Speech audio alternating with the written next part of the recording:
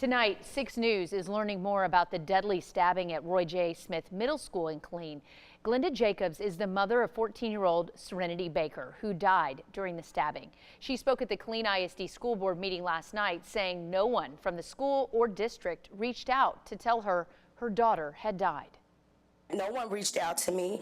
The student's father called me and told me, oh, your daughter was stabbed. The issue needs to be addressed that my baby sat there and she bled out and there were her friends holding her, not no one else. I want to know, where was the staff, where was the faculty, where was your security, whoever. She also says she was initially sent to the wrong hospital, wasting precious moments. She's now calling for accountability, saying she and her daughter had raised concerns before. It was many times that she called me because she did not want to be at school, because she felt like it was something that was going to happen. It was many a times I called up there. Something needs to be done. Things, security, everything. And I should not have called by somebody else. Yes, somebody need to be held accountable. Well, the Killeen Superintendent Dr. Ann Fey says within seconds of the stabbing, multiple staff members rushed to Serenity's aid. She also claims neither Serenity nor the suspect ever officially reported bullying to the school.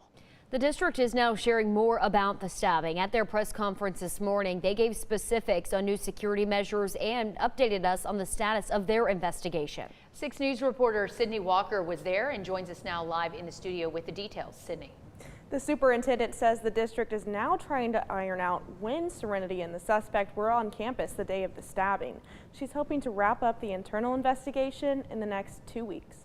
Roy J. Smith Middle School students were welcomed back to campus with increased police presence and a working weapons detection system. This is just the beginning of a crackdown on combating campus violence. We don't have an uptick of violence.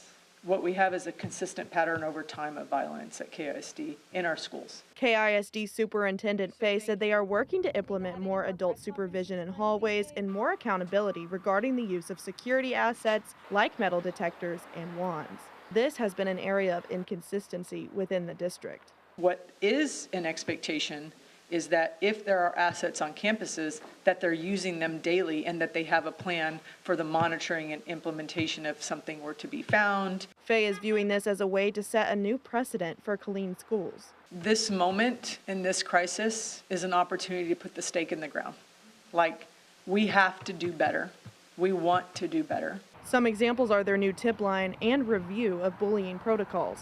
Number 1, was it reported? Number 2, was it investigated? Number 3, was it investigated thoroughly enough? However, not everyone returned to Smith on Tuesday. We did have 38 withdrawals.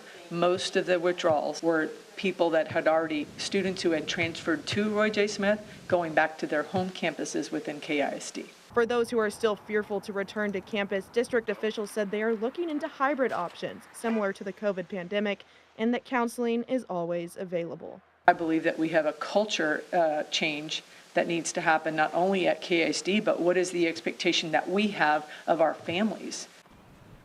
District reps have contacted Serenity's parents, but feel it is too early to reach out to the suspect's family at this point.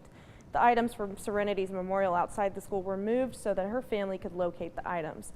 You can watch the full press conference on our 6+ streaming app tonight at 7:45.